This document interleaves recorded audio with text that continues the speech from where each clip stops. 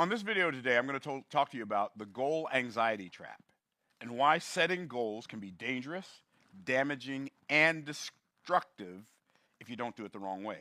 If you don't do it the right way.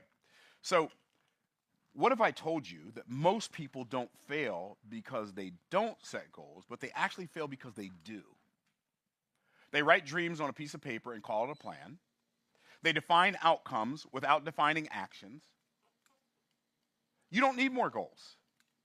You need a system of inputs that guarantees outputs, with or without motivation. Let me show you how you can reverse engineer any goal you have before you even get started.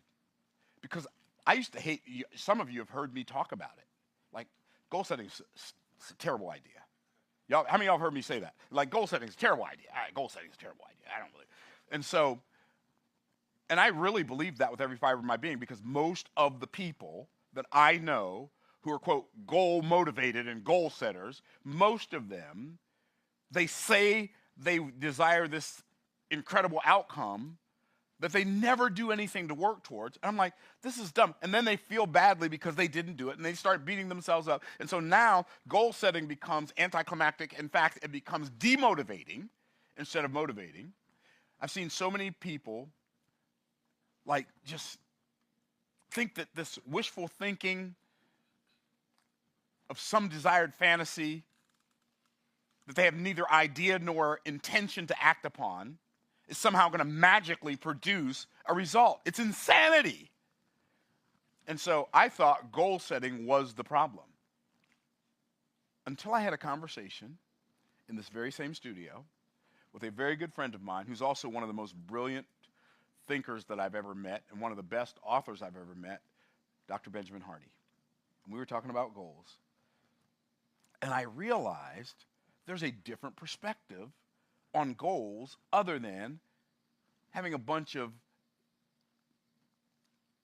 desires, wishful thinking, things that I write on a piece of paper that remind me every day that I'm not there, by the way, when I'm reading them out loud 7 times a day. Can I get a witness?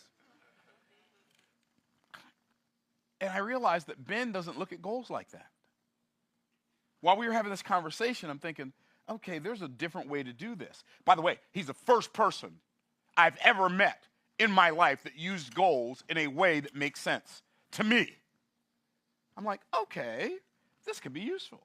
And so basically what I realized in our conversation was that setting goals doesn't have to be a thing where you put a bunch of stuff on a list, you got a wish list that you think is an action plan. It's not that. It doesn't have to be that. It can literally be the point at which you start to reverse engineer any outcome. Now, if you're using goals like that, I celebrate you, my peeps. But if you're not, you might want to change that. Today, I'm going to show you what I call the real goal method. But I'm going to give you an illustration first of how I believe most people do it. Okay? So, my man JQP, John Q. Public. Oh, I cracked myself up. Okay, so there's a cloud. And JQP, my dude, he's down here. He's got his paper in that hand, his pen in that hand. He writes down his goals. That he looks up, he's like, oh yeah, this is great. He's like, I'm going to have this. And then he has a calendar over here. And I want to accomplish this by this date. Right? I'm going to get all this stuff by this date. And he reads them out loud every day, and then goes back and does the same thing he did every other day. And he wonders why nothing happens. So, as I'm thinking about this, I'm thinking about how, have you ever thought about how everything, how so many things in life are a microcosm or a picture of the relationship between heaven and earth and the relationship between earth and heaven? Have you thought about that before? Because heaven gives earth meaning. but earth gives heaven expression. And so what I'm realizing about this goal thing is most people who set goals, they're getting meanings from desired outcomes. In fact, we're going to call this desired outcomes, right? So they're getting meaning from their desired outcomes, but they have no expression, no actions towards getting there. And so what happens is John Q. Public spends most of his life shocked and frustrated, like, oh my goodness, I can't believe this isn't working. Well, believe it, bro, because it's not working because you're not working.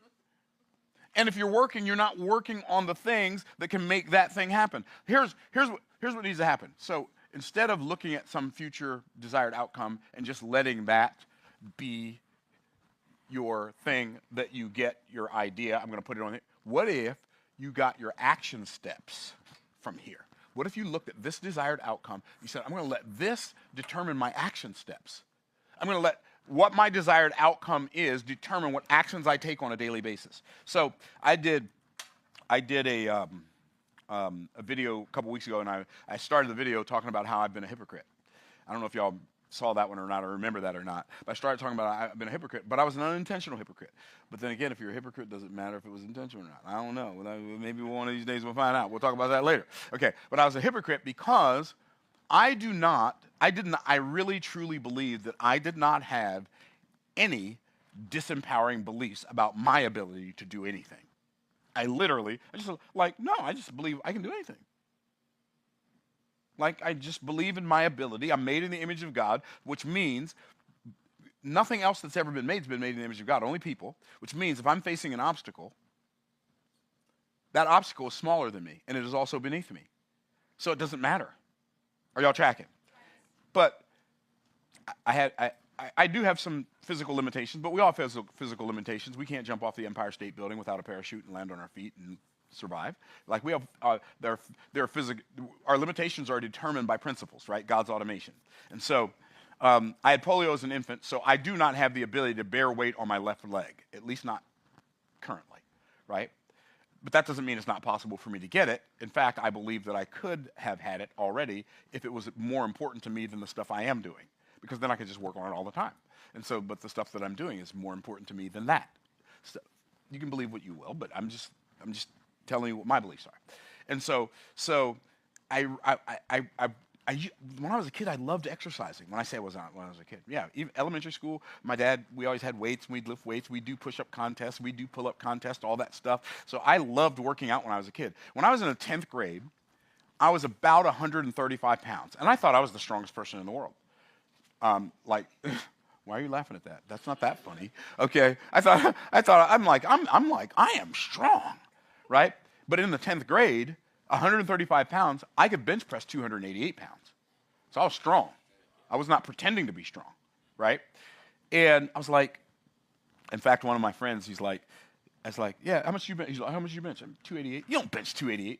Okay, and he was bigger than me, so like to him, me benching 288 didn't make any sense. There's no way that little person, peon, is benching because I thought 135, that was the most I'd ever weighed at that time. I thought I was a pretty big guy, right? Only to find out now that was really small. Okay, and so, but I used to love exercising. There was a time I could drop and do 100 push-ups without even thinking about it, right?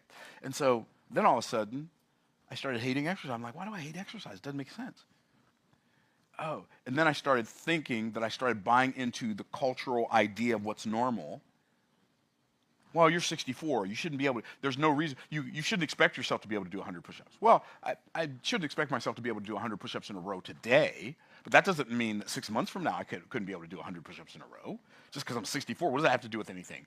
Like, my cells and my body still function in the same way they always function. It's just like, what are we talking about? And so I realized that the reason I felt like I didn't like working out is because subconsciously, which is where all the results are produced, I felt like it was a waste of time because I wasn't going to get stronger anyway. But once I came to that awareness, and it was so weird because I told the story in that video, I was watching this guy who is a golf performance coach, and then I was watching him, and then I messaged him, and when I messaged him, I realized that he had messaged me already before. It was like, wow, this is fascinating. And so he responded right away. And then we ended up that morning, it was like 5 o'clock in the morning, I'm on my one of my biohacking pieces of equipment, and I'm texting this guy. He starts messaging me back on Instagram. So I start this conversation. So I get up and go to the driving range so he can see me hit golf balls. And he's like, "Oh, dude, I can help you get your swing speed up to 125 miles an hour." Okay, let's go, right? And so when I change, but I have to do the inputs to make that output happen. Does that make sense? Okay, so and now that I'm past all of my busy season, I'm getting ready to hire this guy so that he can give me the inputs. He can give me the inputs that'll tell me what to put on here, and then what steps to take that will get me to that desired outcome, versus thinking that because I have this idea of an ideal outcome, that having it written down, reading out loud 7 times a day is somehow going to magically produce this result for me. But instead, I'm going to allow somebody who already lives here to give me tell me what the inputs are. This person right here can tell me while I'm right here what the inputs are. And if I put these inputs in over here, if I take the inputs this person who's already there gives me to put in over here, I can literally collapse time frames and get there so much faster, because now I know what the inputs are. And so this does not become a wish list, it becomes a steps list. Because if I want to go anywhere, I got to take the steps to get there. Are y'all tracking? Okay, so I told you I'm going to show you the real goal setting method. And so here's what the real goal setting method looks like. Number 1, I ask myself, what are the results that I desire? So I start with the results. Now, most people do that, but that's like that. They expect the results to do the magic. The results don't do the magic.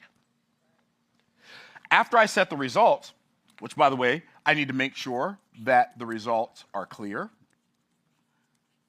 very crystal clear. I need to make sure that they are specific. And by clear, I mean you can clearly see that outcome being experienced. By specific, I mean it needs to be 125 mile an hour club head speed is a very measurable result. Does that make sense? Okay. And then lastly, if you don't have this one, it doesn't matter if you have those other 2. It needs to be believable by you. You need to be able to believe it. If you set a goal that you don't believe will happen, all you're doing is announcing to yourself first and everybody else afterwards that you are a fraud, because you don't even believe in it. Now, so that's number 1, results. Number 2 is I need to evaluate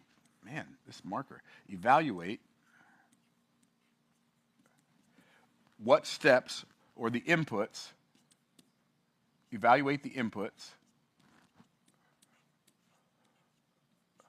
that are going to produce that output.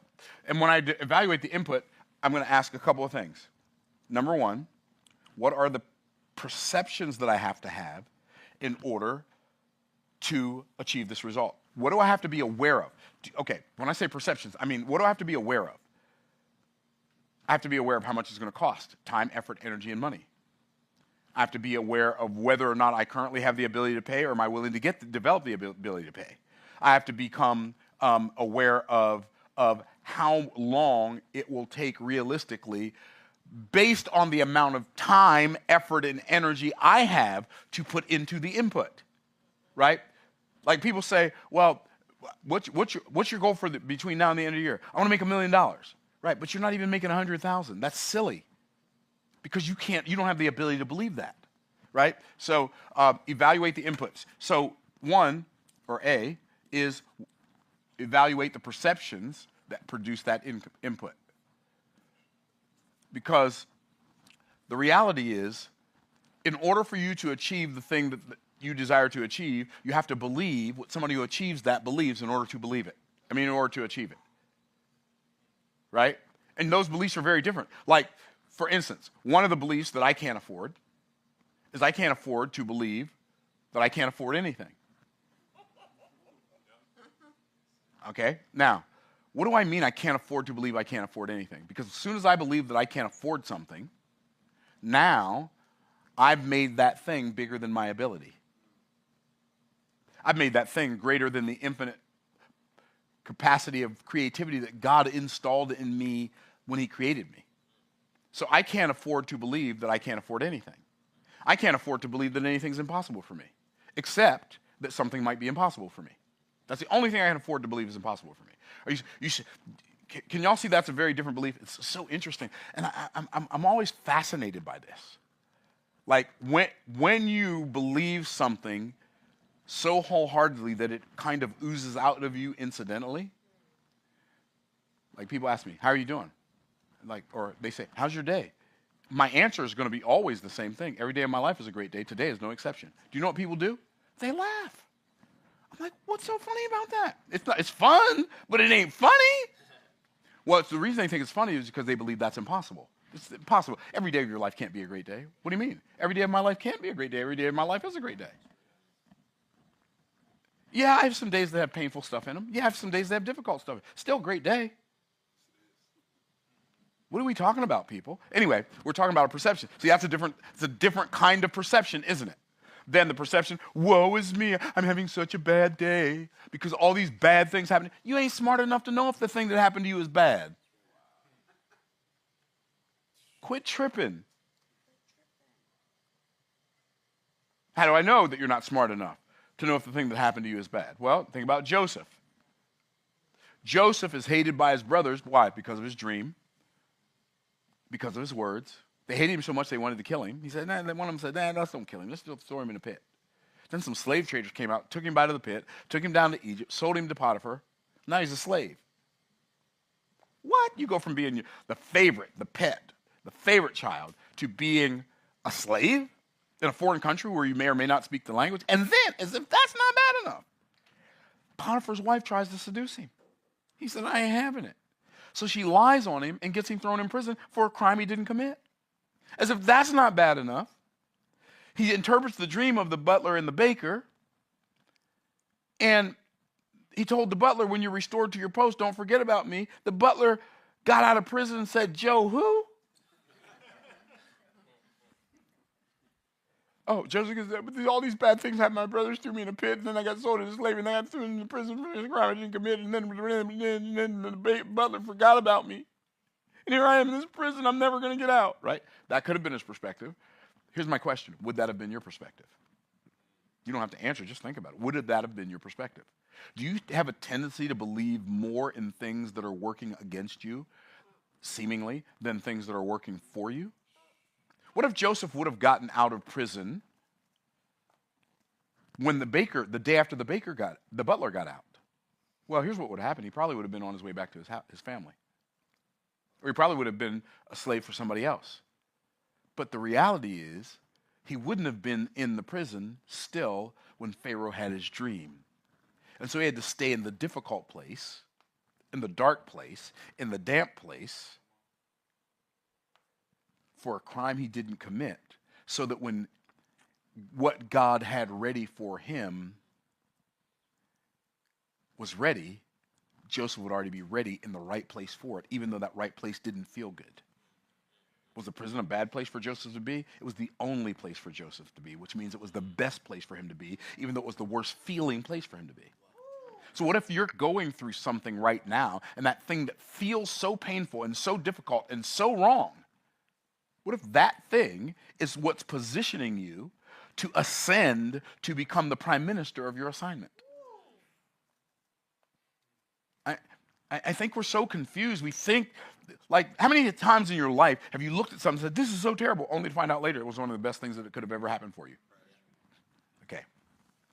So, when it comes to inputs, what are the perceptions? B, what are the practices that you need to iterate? What are the practices that are required to make this happen? Here's what's really interesting about practice. The reason they call it practice is because you do it over and over and over and over again. I like the word iterations. You have to have a lot of iterations. See, you want to be great at something with 7.5 iterations. Good luck.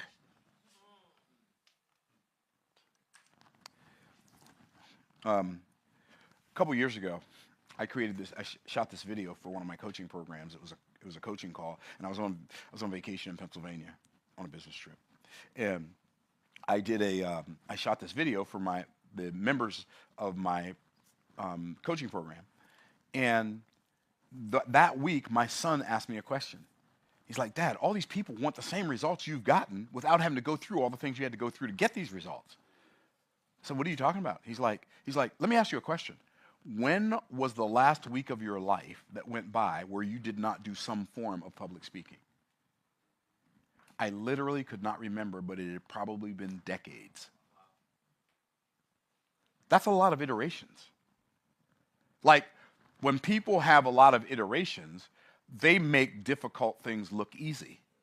When you have a lot of iterations, you will make difficult things look easy because they're only difficult, watch this now, until they become easy. And the only way they become easy is with iterations. We've gotten so used to microwaves and drive-throughs. We want drive-through success and microwave achievement. And it's like we want to push a couple of buttons and all of a sudden it's done. It's not how it works. And then the next question is you evaluate what people are necessary. Because sometimes the missing ingredient, the missing input is a person. I remember when I first got started in what we used to call the seminar business back in 2001. And I met this man named Jerry.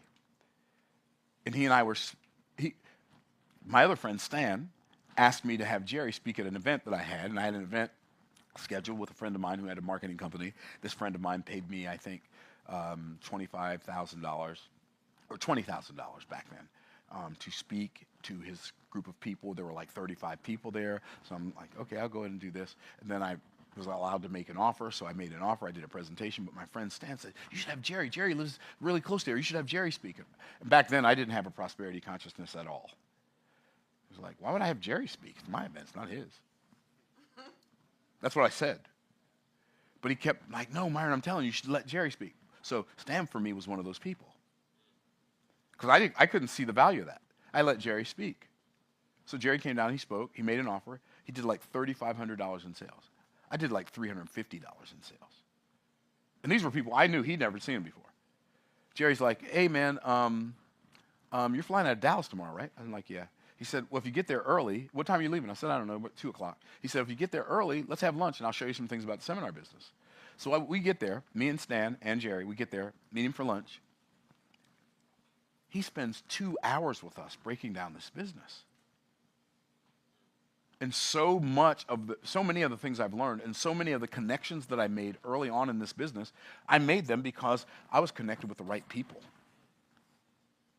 It's so fast. See, no man is an island. Do you realize that God 7 times in Genesis chapter 1 said, and it was good, and it was good, it was good, it was good, it was good, 7 times.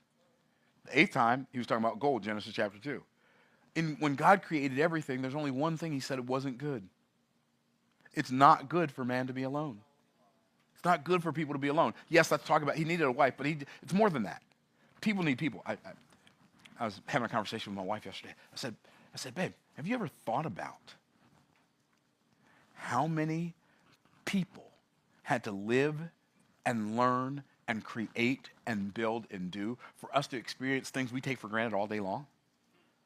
Somebody built all the roads from here to there. Wherever you're here, wherever you're there is, somebody built all those roads. They spent their lives designing and building those roads. Somebody spent all their life designing a personal computer and a phone and a car that had air conditioning so we could be cool in Florida in the summertime. Like literally millions times millions of people, well, maybe not millions times millions, but millions and millions of people had to live and learn and build and create in order for us to experience things we take for granted all day long. Because it's not good for a man to be alone. People are, like relationships are one of the most amazing, magnified, multiplied leverage points that we can have in our lives. And if you want to exist on an island somewhere and you don't like people, like I get being an introvert. I'm an introvert. And I know y'all think that people don't believe me, but I'm really an introvert. If you see me you could probably tell when I was at your baptism that I'm an introvert, right? Right? I'm just kind of like, eh. Like if I'm in my environment, I'm not an introvert because I'm supposed to make something happen. But if I'm in somebody else's environment, I don't need anybody to recognize me. I don't need anybody to see me. Like I can sit in the booth in the back in the corner of the dark, be just as happy. Wallflower Myron. What kind of flower are you? I'm a wallflower. My name's Myron. I'm Myron the wallflower, right? I'm just not. But I like people, but I'm not a social butterfly, right? But I like people. And so I just find it, I don't know. I don't know. It's just, it is what it is. So, but I realize that the difference between me today and me a year from now, 10 years from now, 20 years from now, is going to be in the lessons I learn, the books I read, and the people that I build relationships with. And I can't resist. I can't have all this internal resistance to building relationships because relationships are hard. That's why they're so important, because they're so hard. Okay? So who are the people? I think about David Mitchell, and all of the things I learned just by watching him, because he was my first friend that was like wealthy, and he had beliefs that were totally different than all of the people who talked about wealth but never had it believed. And so, who are the people? Okay, y'all get it. So, and then next is, what are the action steps? What are the actions I have to take in order to get there? I've got to act. So I find out the inputs, and then I act on the inputs. Now, most people, what they think they're acting on this. Acting on this does not help you reach your goal. Acting on these, acting on inputs, helps you reach your goal. Acting on inputs helps you reach your goal. Like, evaluate the inputs. Like, what are the perceptions? Okay, now I'm going to start believing this. How do you make yourself start believing something? Well, I don't know what you do. Here's what I do. If I find something that I need to believe and I don't believe it, and I want to install the belief, I'm going to write down the ideal belief on a piece of paper, and I'm going to read that belief out loud.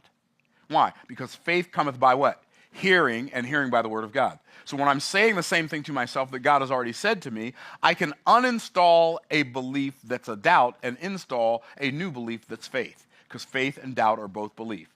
Doubt is belief in the outcome I don't desire. Faith is belief in the outcome I do desire.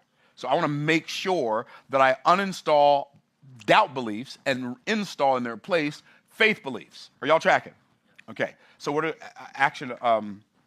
I have to act on the inputs. I said actions. I should have just put act on inputs. I'm going to erase that. Act. Act on inputs. So when I act on the inputs, there are 3 types of actions I need to take. First of all, I need to act immediately. When I find an input that's going to produce my output, I act immediately. When is immediately? As soon as humanly possible, when I can give it my full intention and my full attention. Right? So immediately doesn't always mean right now. Sometimes immediately means a month from now. But that's as soon as I can give it my full attention and intention. Does that make sense? Okay. So, immediately. Then, can y'all handle it? I have to act consistently. This is the one people struggle with. Why? Because consistency requires iterations when it feels like the last iterations haven't started working yet. And because disruption follows intention, when I first start working out, I'm not going to feel stronger first, I'm going to feel weaker first. Right? Let's say you're going to fast for 7 days. Which days are the hardest? The first 3, first 2, first 3, somewhere in there. First 2 or 3? Hardest. When I get in a cold plunge tank, the hardest part of getting a cold plunge, first 2 minutes. After that, it's easy. Right? So I have to consistently iterate, do the thing consistently over a long enough period of time so that I give eventually an opportunity to be undefeated in my life. Are y'all tracking? I just do it. Just do it. Then I do it again. Then I do it again. Then I do it again. I'm going to do it again. I'm going to do it again. Right? I do it consistently. And then, thirdly, I do it intensely. I love the fact that we as human beings have the ability to intensify our actions. Isn't that great? It's like when I go home and work out this afternoon. Like I know today, I already know I'm going to go home and I'm going to hit, right? High intensity training. I already know I'm going to do that. Why? Because that's what my coach told me to do. You need to do some hit. I'm going to do some hit. And so I'm going to get on my assault bike and I'm going to ride it like a crazy man. And then I'm going to get off and I'm going to get on my tonal and I'm going to hit my tonal like a crazy person. Why? Because then I might even get on my rowing machine. Why? Because consistent intensity is hard to beat. Consistency and intensity together as cofactors. What you talking about, Willis? Okay. And then L, I'm going to put L over here, which is number 4. Number 4 are logistics. Logistically map out those steps. Logistically map out your steps. And when you're mapping out your steps, you have to figure out one, this is where all like movement begins. Where am I now? And be honest. Where am I now? B is, where's my desired destination?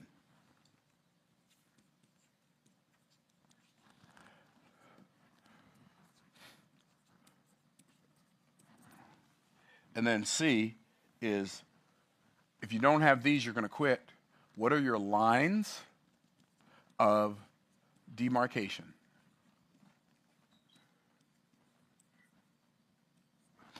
For me, when I'm on a fitness journey, like I've got lines of demarcation in my weight. I've got lines of demarcation in my strength. It's so interesting. My fitness coach, he said, I want you to do a test. I'm going to sit in this chair. I'm not going to do the test. Well, I'll do it. He said, how many times can you sit in a chair and stand up without using your hands? I'm like, I don't know. Well, I found out it wasn't very many. It was very, very few. I'm standing up on one leg, but that's not an excuse. That's just the facts, right? I was standing on one leg. I could do about 16 times. My wife she got to 100 and she was just like, I don't know, I'm tired of doing this. This is like, it's not hard, right? But she spends most of her life, not most of her life when she's in the gym on a treadmill or a Stairmaster or an elliptical. So she's like, stand up and sit down. Then he said, see how long you can dead hang. Dead hang is when you put your hands on a bar and you just hold all of your body weight is hanging on your arms. And so he said, if you can do a minute and a half, that's good for a man. And he said, if you could do a minute, that's good for a woman. I said, well, what if you could do 2 minutes? And I had never done 2 minutes, ever. I had done a minute and a half a bunch of times. He's like, well, if you can do 2 minutes, you're like in the top, 4% of athletic men in the world. I'm like, really? Okay, I'm going to try. So I could only stand up and sit down 16 times. But I did like 2 minutes and 5 seconds on the dead hang, having never done it before. Okay, and so one of the reasons he wanted us to do that is because 2 things, and Doc, y'all know this already because we got doctors in here, medical doctors, physical therapists. So they said that a marker that determines or contributes to mortality is grip strength and leg strength. So grip strength, because of when people get older, if they get ready to fall down, they can't catch themselves. So therefore, they fall and hurt themselves more than they would have had they had grip strength. And then your legs start becoming more and more unstable. By the way, your legs are not becoming unstable because you're getting older. Your legs are becoming unstable because you're not using them. Because sitting deactivates muscle. Right? So all I'm saying is this. Have lines of demarcation. So for my weight, it's every time I get into a new lower decade, right, not decade, something lower denominator by denominator. Okay, Doc made that up. Okay, cool. But every time my weight goes down into a new 100 and something. So I used to weigh 225 pounds, which is fairly significant. On this current fitness journey, I was about 190. Then when I went on my business trip for my 40th anniversary, I got up to 196. I gained a lot of weight. I went from 180 to 196 in 30 days.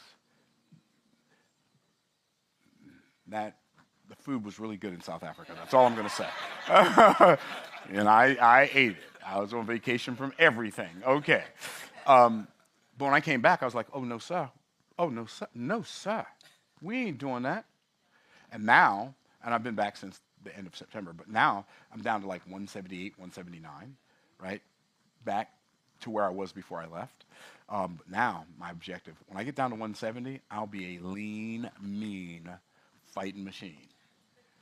So, that motivates me, though. Those are some of my lines of demarcation. Like, now I can stand up without using my hands out of a chair 40 times, which is more than 16, but it's not 100 yet. Oh, but we're heading in that direction. Oh, yeah, we're heading in that direction. Why? Because all I have to do is do it consistently with intensity, and eventually, oh, there you go, consistently with intensity, and eventually, it will happen. This is how we keep from beating. We're coming into the end of the year. People are going to set New Year's resolutions, which means they're going to turn over a new leaf, which means nothing for most people. It's wishful thinking about some fantasy destination that they'd like to achieve in their life without any real thought going into it. Let's become the best versions of ourselves between now and the end of 2025 so we can go into 2026 with momentum. Hopefully, I don't know if I'm going to talk about this next Monday, but I probably am.